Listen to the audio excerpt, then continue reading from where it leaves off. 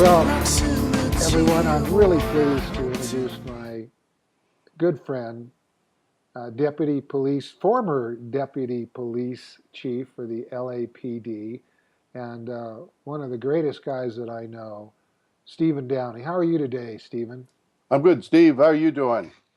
I'm really glad to have you on the show because you are a incredible resource of information and history and networking with some of the most important people in the cannabis reform movement, in the drug reform movement for that matter.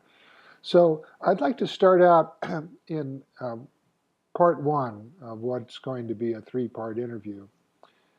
And I'd like to start out with you telling our viewers about your history with the LAPD, with what you saw in terms of the drug problem and gang problem just getting worse the more that the police tried to do something about it. I'd like you to explain your own viewpoint as a deputy police chief for the LAPD on how it unfolded. At about 1972, when Nixon announced the war on drugs, I was in charge of put in charge of the narcotic drug enforcement for the Los Angeles Police Department. And the goals at that time, which are the same goals today, 40 years later, was to reduce addiction, reduce the flow of drugs into the country. Well, when I started, the police always do the show and tell. They make the big investigation, they make the big bust, and then they lay out all the guns and the cash and the dope on a table. In those days, we would lay out a few handguns, a few $1,000s, and 1 or 2 kilos of dope. Then the next month, it'd be a few more of each. And pretty soon, it was quite a few. Then, at the same time that Nixon announced the war on drugs, we had just uncovered 2 small gangs in Los Angeles, South Central Los Angeles. Let me guess, the Crips and the Bloods were the little gangs you uncovered. That's right. There was a total membership of less than 100. And we had a handle on them. We had a way to control them and keep them from growing. We had established a juvenile justice center in South Central Los Angeles. We had done away with a program called Probation Subsidy that allowed the hardcore to remain in the community. However, the drug war and the intensity of the drug war that started then, the federal funds that came in to finance or redirect police resources toward the drug war rather than community service, rather than public safety, caused what I call an arms race between the police and the gangs. So today, our seizures are warehouses full of drugs. The guns are war-level weapons in the tens of thousands, and the cash is in the billions. And that business is so good that even our banking institutions like HBSC, they just got caught for laundering about $50 billion, and I think they got a week's worth of income as a slap on the hand for doing that. But during that 40 years, What would the sentence be for a non-banker caught doing that? for a non-banker, let's take a little guy growing a little bit of cannabis in his backyard. He gets 10 years, doesn't he, in federal prison? Or if he owns a home, he gets his home seized. Anyway, we have now, over this past 40 years, not only not met the goals of that, and initially, when I got started doing this, I was educated in that police culture on drugs, but as a police executive, you want to reach a goal. You want to be successful in what you do.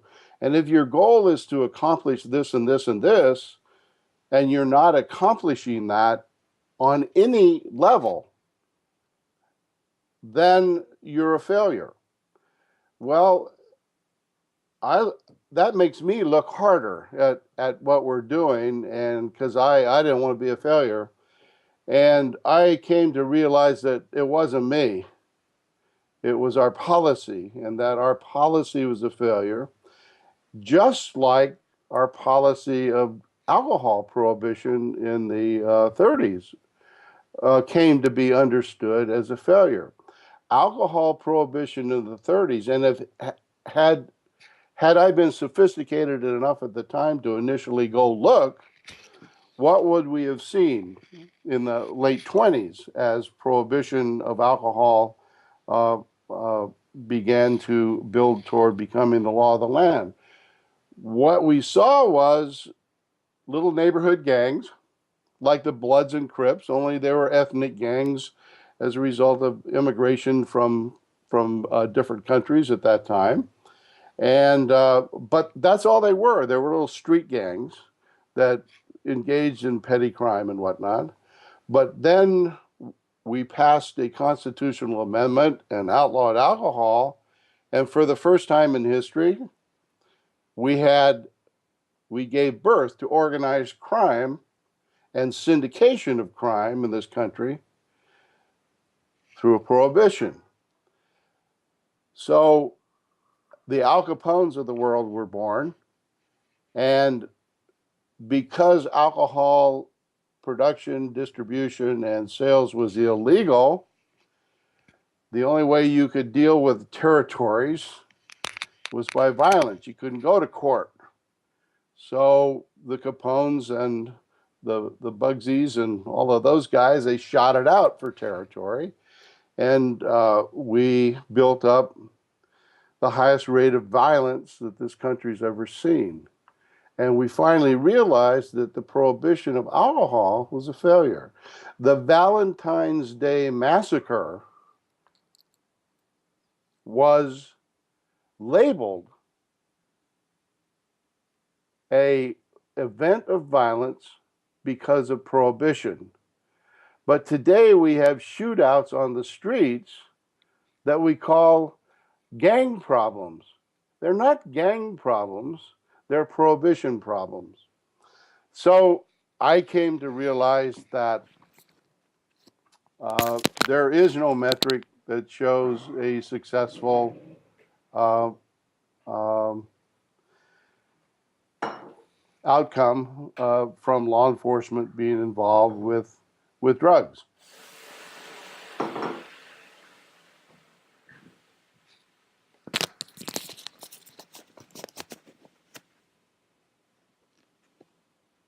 I'm sorry to leave like that. I had a little thing I had to take care of.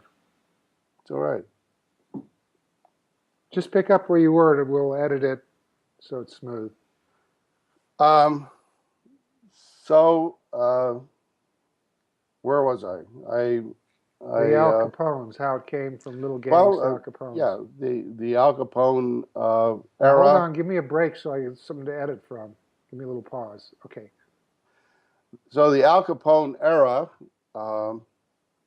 ended with the ending of prohibition. As you know, Al Capone went to jail for tax evasion. And when he went to jail for tax evasion, the violence of the prohibition era didn't stop. The violence of the prohibition era stopped when we ended prohibition.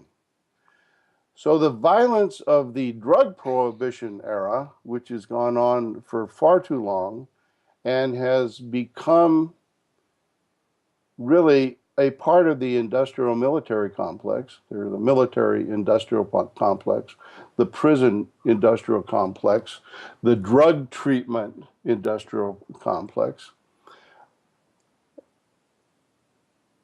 We have made systemic what was called corruption during the time of alcohol prohibition.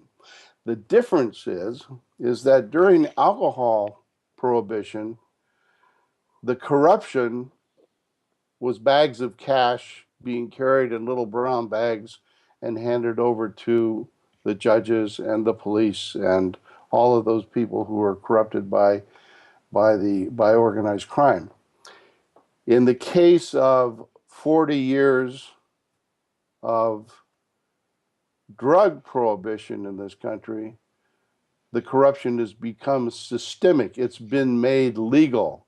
So the federal government is basically buying off local law enforcement with grants and subsidies and asset seizure sharing and militarization equipment from the military. And we have seen a transformation of what I call peace officer policing into what today we see as drug warriors and the militarization of our police officers across this country and the addiction of our police departments and city officials to federal drug money. So this is what has to be reversed. The fact is that addiction in this country, it was about 1.3% of the population when we passed the Harrison Act 100 years ago. It was about 1.3% of the population when Nixon announced the war on drugs. It was 1.3% of the population when Reagan pumped up the war on drugs by putting in billions more.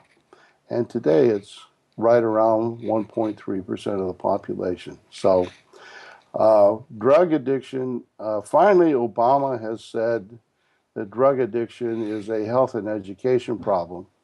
Well, I know of no other health and education problem that's handed to the criminal justice system. So what we need to do in this country is hand the addiction and the abuse of drugs to the health and education institutions in our society, and we need to regulate, control, and in some cases tax drugs. We need to put the marketplace for drugs into the hands of government regulation rather than into the hands of the cartels and street gangs. Because in that 40 years, those two little street gangs are now 33,000 street gangs across America, not just in Los Angeles. The membership is 1,500,000. And the cartels back in 72 were barely heard of. They were a shadow somewhere in Latin America. Now control 1,000 American drug distribution in 1,000 American cities. So it's a complete failure. And these are the things that I learned by being there.